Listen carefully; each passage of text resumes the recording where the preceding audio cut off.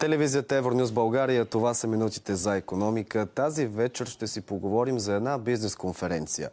Конференция, която ще обедини лидери и експерти, както от България, така от чужбина. Ще поговорим за някои от добрите бизнес практики и ще поговорим също и за маркетинг и брандинг в дигиталната ера. Отговорите на тези въпроси ще получим от Темелко Дечев, основател на Expandex, който приветстваме. Здравейте и добре дошли. Здравейте на вас и на вашите зрители. След по-малко от 20 дни предстои MasterConf. Знам, че този въпрос ще бъде доста труден. Запознах се с програмата на събитието. Доста богата програма, позволете ми да дам такава оценка. Може ли обаче да резумираме с няколко изречения, може би дори с повече от малко изречения, какво всъщност ще се говори на това събитие? Какви ще бъдат темите? Темите са свързани с това какво всеки един менеджер, предприемач, собственик на бизнес изпитва нужда като набор от знания, с които да управлява своят икономически процес, своята икономическа дейност и с която да развива позитивно компанията си, фирмата си, екипа си и така нататък. Конкретно да отговоря на въпроса, MasterConf предлага богата програма, свързана с практически семинари, обучения, бизнес workshopи в теми като маркетинг, продажби, изкуствен интелект, подбор на персонал, работодателска марка, финанси, дялово инвестиране, рисков венчър капитал също.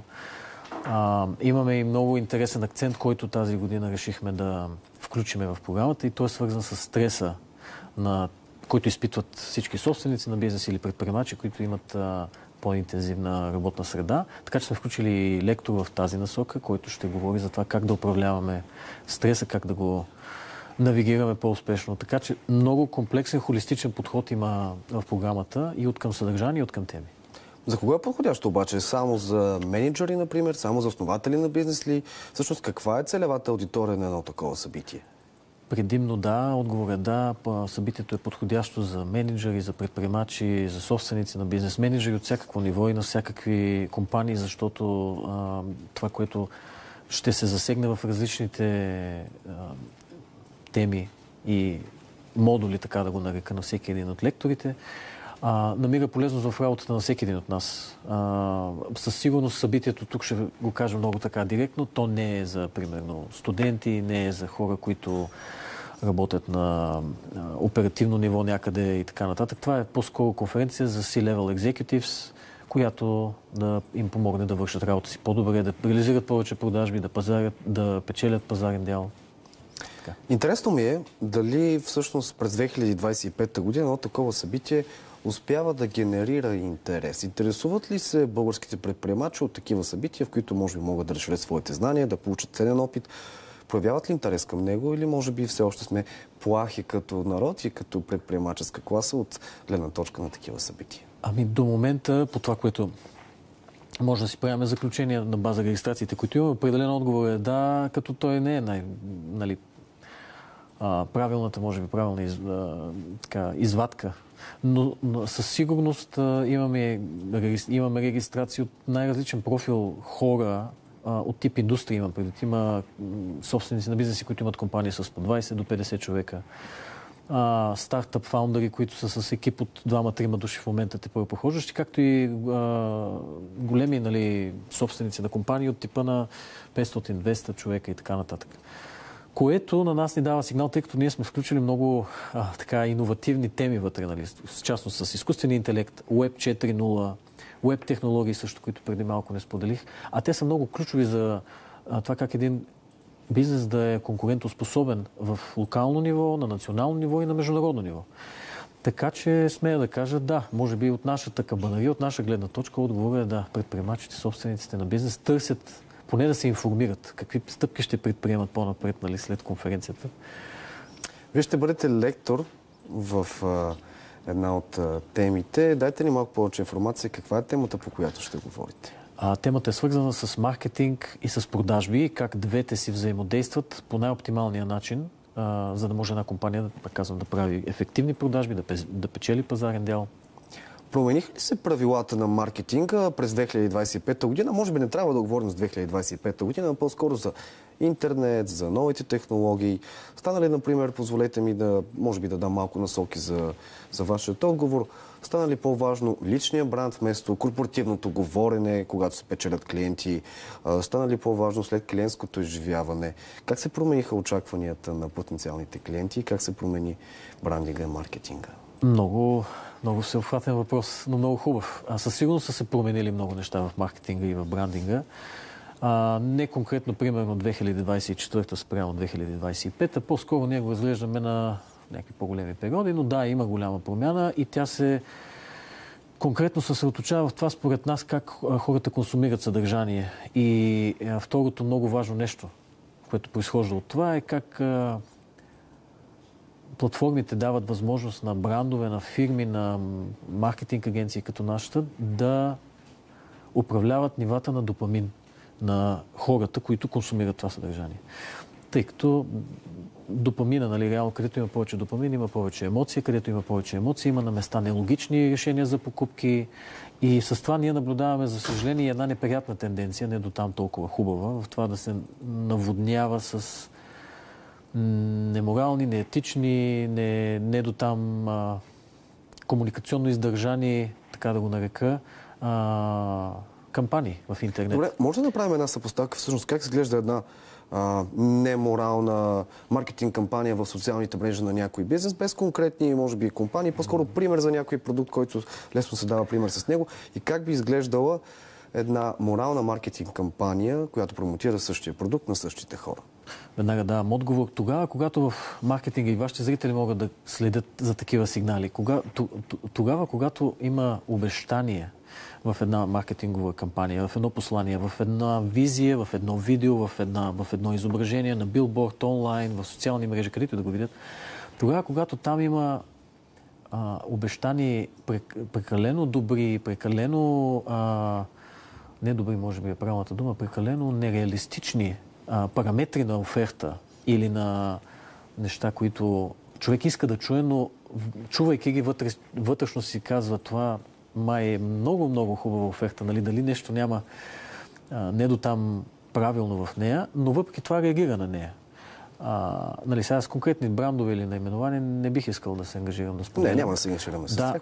Но виждаме много неща от типа на, примерно, човек да забогатее бързо, човек бързо да елиминира здравословен проблем, човек бързо да реши друг финансов проблем. Защото продажбите се навигират от това как дадени компании решават дадени проблеми на хората. И когато тези проблеми ние знаем като общество, като пораснали хора, че те не се решават по този начин, както ни се казва от екрана, нали, на моменти, може да си отговорим веднага на въпроса или поне да видим дали тук има неморална или етична практика в маркетинга или в продажбите. В тези ситуации брандовете бягат от това да бъдат присъщи на ценностите, които имат като компании, но пък реализират продажби, защото това е което хората искат да чуят.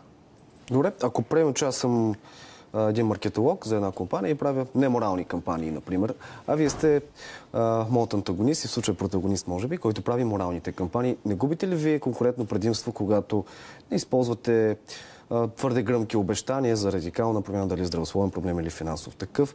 Как може вие да победите мен, вашата компания, например, да направи повече продажби от мен, който обещавам всичко лесно, бързо и неморално? Никога не ни се налага, много хубав въпрос, благодаря за което, никога не ни се налага да побеждаваме от срещната страна, която прави тези неща, защото ние работим за различни аудитории.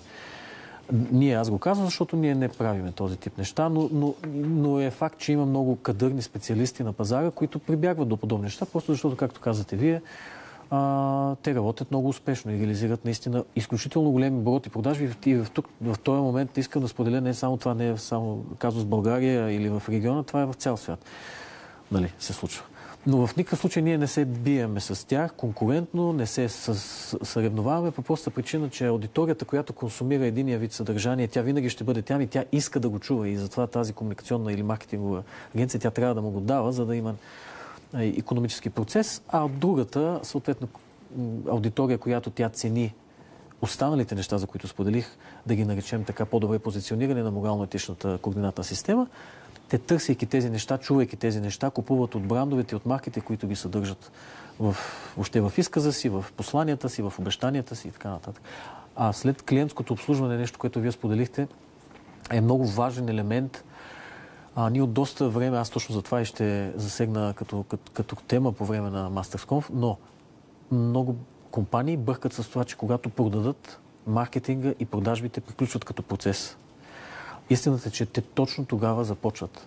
Това е времето, мястото и средата, в която се развива най-качествено един бизнес. Когато се продаде, ти да се грижиш за този клиент по начин, по който както си се грижил преди той да ти стане клиент, по всякакви параметри. Това е много всеобхватна тема. Ще има бизнес workshop и ние вече го споменахме в хода на нашия разговор. Какво е това бизнес workshop? Какво може да се научи в един workshop? Не изглежда ли малко това като един оксиморон? Може би бизнес изисква доста години, чували сме различни максими, че трябва 5 години, за да разбереш дали ти си за този бизнес или този бизнес е за теб. И изведнъж бизнес workshop. Какво може да се извлече от едно такова нещо? Чудесно формулиран въпрос. Но със сигурност няма как за времето, в което сме отделили ние по 30 минути на двата workshop-а, някой да придобие знания от А до Я за бизнеса. Ние това сме го съобразили от гледна точка на факта, че в залата ще бъдат хора, които вече правят бизнес. И двата бизнес workshop-а, които сме формулирали, един ще е на тема как комуникационно предприемачи, собственици на бизнес и менеджери могат и да използват комуникацията, сторителинга, комуникационните похвати за това да ангажират повече екипите си, клиентите си и партньорите си в една икономическа среда. Другият workshop ще бъде на тема свързана с изкуствения интелект и двата workshop предвиждат практически интерактивни с изключително богато участие на публиката и на аудиторията в залата, придобиване на практически знания по време на този workshop, сами хората да тестват своя бизнес в реална среда с лектора, който е на сцена, за да могат да извлекат ползи, които да прилагат на утрешния ден. Но това е предназначено наистина за хора, които вече имат 5-10 годишния опит и знаят много от отговорите. Отиваме към края на нашия разговор. Ако може пак да затворим темата с конференцията. Къде, кога и може би също трябва да отговорим и на другият въпрос. Според вас ще има ли до година такава конференция? Ако не се лъжа, това е първата такава в България. Това е първата такава в България, да. 20 ноември, Интерекспо център, зала Витоша. Целодневен е формата. До момента индикаторите, които имаме от пазара и както сме формулирали програма, съдържание, участници от водещи компании в България от различни сектори, смея да твърдя, че да, бихме направили и до година подобен формат. Но нека да видим и обратната връзка от гостите, все пак какво ще ни кажат и да се ръководим от тях. Пожелавам успех и тук слагаме точка на нашия разговор. При нас беше Темелко Дечев, а вие останете с програмата на Евронюс България.